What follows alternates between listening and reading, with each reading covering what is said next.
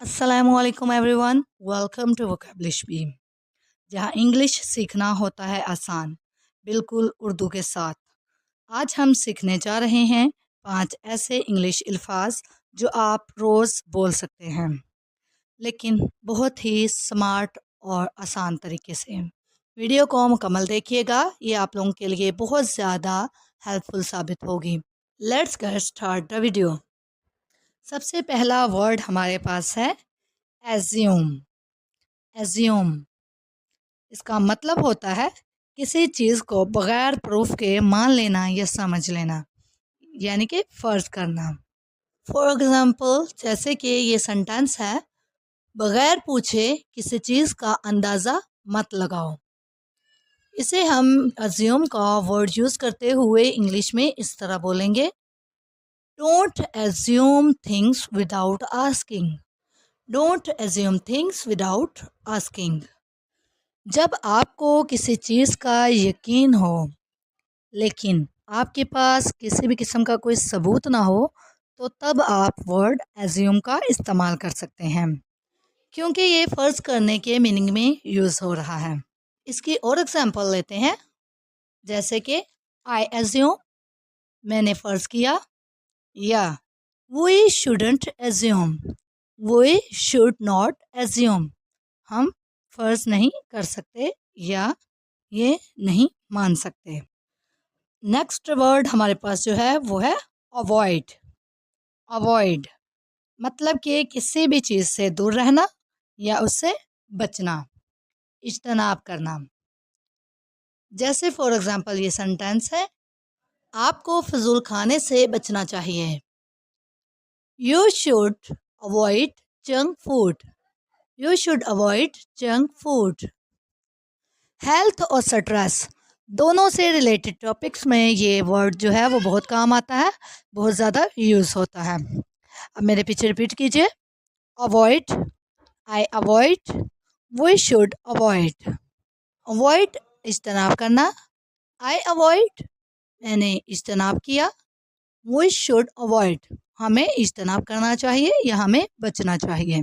Third word जो हमारे पास है वो है सजेस्ट।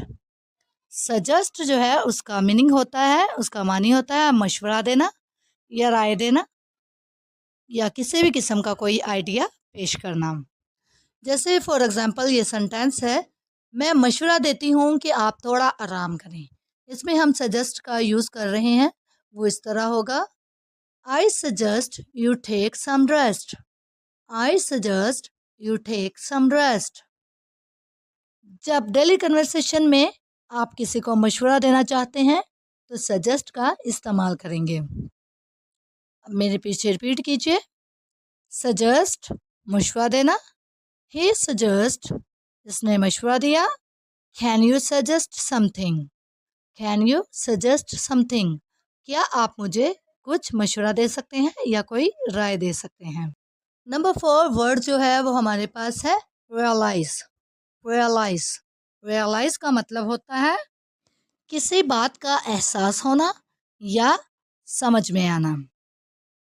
जैसे फॉर एग्जांपल, मुझे एहसास नहीं हुआ कि वक़्त इतना ज़्यादा हो गया है।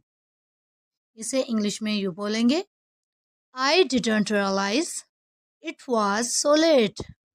आई didn't realise it was so late. ये वर्ड फीलिंग्स और थॉट्स दोनों में इस्तेमाल होता है। इमोशनल और लॉजिकल सेंस में भी हम इसे यूज़ करते हैं। जैसे कि आई रियलाइज, मुझे इस बात का एहसास है, या we realise it later. We realise it later हमें इस बात का एहसास बाद में हुआ। लास्ट और फिफ्थ वर्ड जो है वो हमारे पास है कंप्लेन। कंप्लेन किसी चीज़ पर नाराज़गी जाहिर करना या किसी से शिकवा करना, इसके मीनिंग्स हैं, यानी कि शिकायत करना। ठीक है, इसमें भी ये आता है। फॉर एग्जांपल, जैसे कि ये सेंटेंस है, वो हमेशा खाने की शिकायत करता है। He always complains about the food. He always complains about the food. Daily life और कस्टमर सर्विस वाली सिचुएशन में हम ये वर्ड बहुत ही आम इस्तेमाल कर सकते हैं, जैसे कि कंप्लेन, आई कंप्लेन, मैंने शिकायत की, या स्टॉप कंप्लेनिंग, शिकायत करना बंद करो, स्टॉप कंप्लेनिंग। अब आइए ये 5 वर्ड्स जो हैं एक दफ़ा फिर हम रिपीट कर लेते हैं इनके मीनिंग के साथ। एज्यूम, फर्ज करना, अवॉइड, बचना, सजेस्ट, मशवरा देना, रियलाइज, एहसास होना, कंप्लेन, शिकायत करना। आप इन वर्ड्स को अपनी डेली लाइफ में यूज़ करें, सेंटेंस बनाएं और प्रैक्टिस लाजमी करें, क्योंकि प्रैक्टिस से ही इंसान सीखता है।